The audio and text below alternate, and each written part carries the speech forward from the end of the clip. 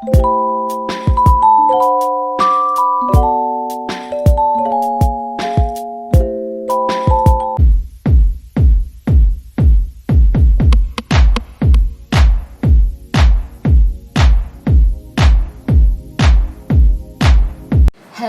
everyone! Welcome back to Akies Corner!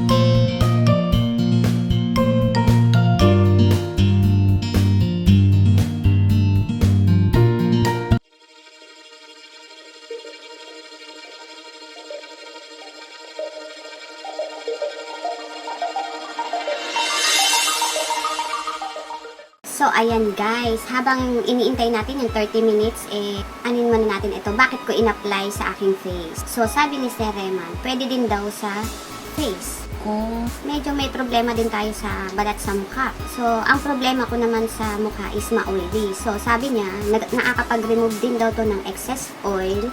Tapos, syempre, yung mga, kung may pimples ka, nakakagaling din siya. O, diba, bonggang-bongga. Michael Jackson. You know,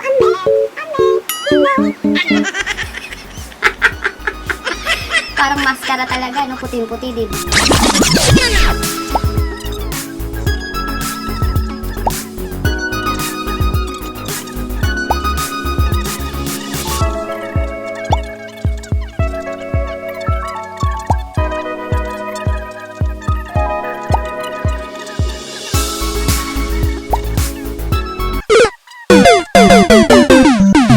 So, ito yung first day ng gamit ko sa PROMAG 300. Pero in fairness, o yan, kung gusto niyo pumuti guys, ito lang po ang inyong gagawin. Ha? Ganon. Puting-puti talaga yun.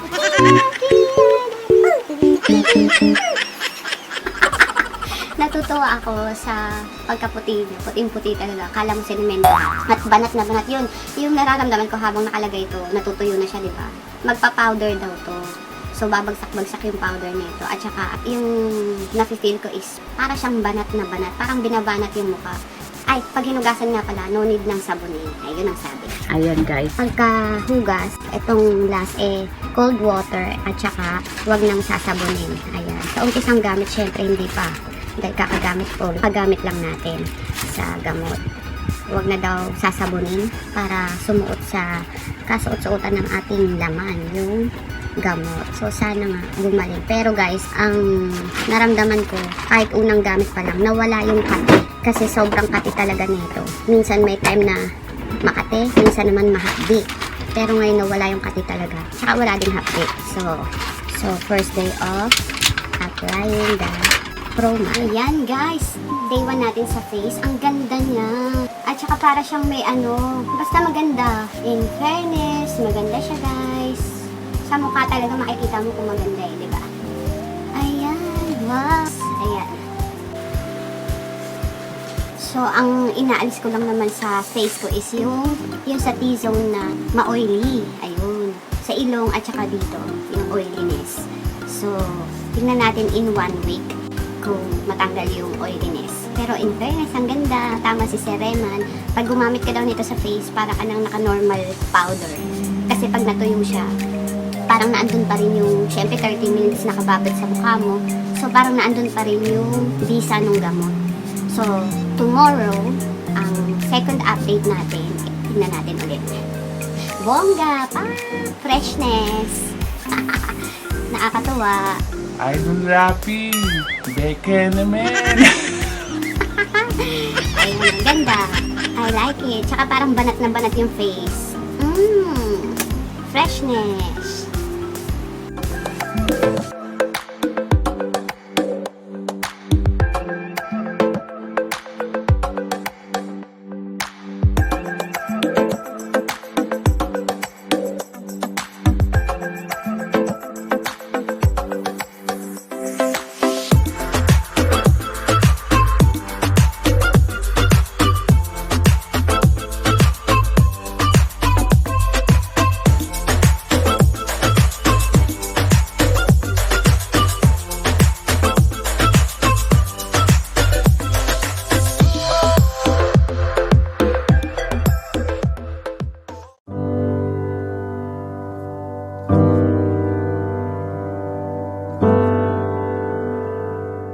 Pwede na natin hugasan. Ayan. Hindi na raw sabihin sa kaloob-looban ng ating utak.